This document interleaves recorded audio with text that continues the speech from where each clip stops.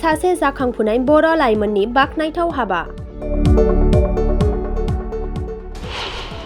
गोबाव बोसोर गुबुन रायजोआव थानानै गावनो न'आव दिनै सिमेन्टनि इथा बानायना फाननायाव मुखुब जादों।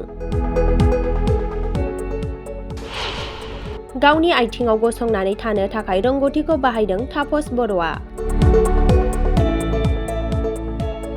गावजों लोगोसे हेड मिस्ट्रिखौ लाफानानै गामिनि सागु लाइमोनफोरखौ बेखार दोनालासे नांथाबहोदों खामानियाव। तापस बर'नि न'आ बाक्सा जिल्लानि सालबारि महकुमानि बेन्दोङाव थानाय खालपानि बाजारनि साखाथियाव थानाय सौरागुरि गामिनि।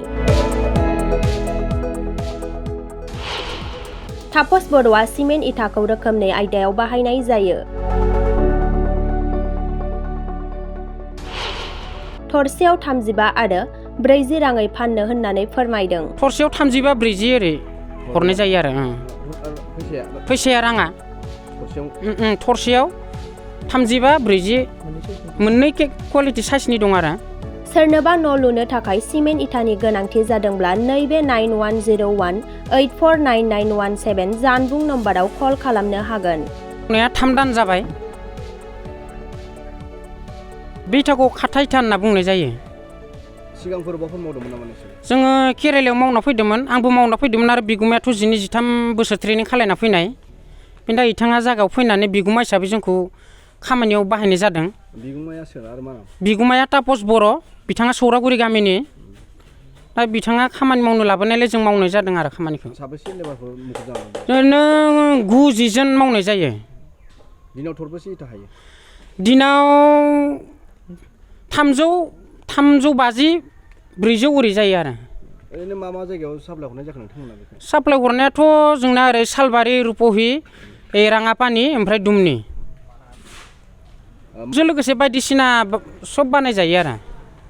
इथाखौथ' बिराद गिलिर बायदि नुदों। इथायाथ' गिलिर ओरैनो मोनसे फिसा साइसनिया दङ 20 25 ओमफ्राय 30 35 बेनि गेजेराव जायो। थरसेयाव मा दाम होनदो? थरसेयाव 35 40 ओरै हरनाय जायो आरो। फैसाया राङा थरसेयाव 35 40 मोननै क्वालिटि साइसनि दं आरो। ओरैनो खैथानिफ्राय मावो नोंसोर बे खामानिखौ? ओरैनो 8थानिफ्राय जों 5 बाजिसिम मावो बेलासिनि।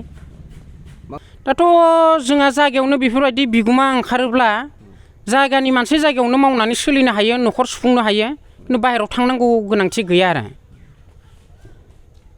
माखासे सुबुं माहारिखौ फेग्रा मुवाजों नुनाय जायो, बेखौ आंबो मानियो। खिन्थु दिनै जों बेफोरबायदि खामानियाव जुदि बेस्थ' लाफायोब्ला बिथांमोनखौ फेग्रा मुवानिफ्राय जों गोजान खालायनो हागोन आरो हानायाबो सैथो, जायनि थाखाय जों खामानियाव बेस्थ' खालायगोन बिथांमोनखौ। दा बे अर्डारखौ लानो थाखाय जों मालिकनि थंखौ होनांगोन, जानबुं नाम्बारखौ, कन्टेक्ट नाम्बारखौ होनांगोन।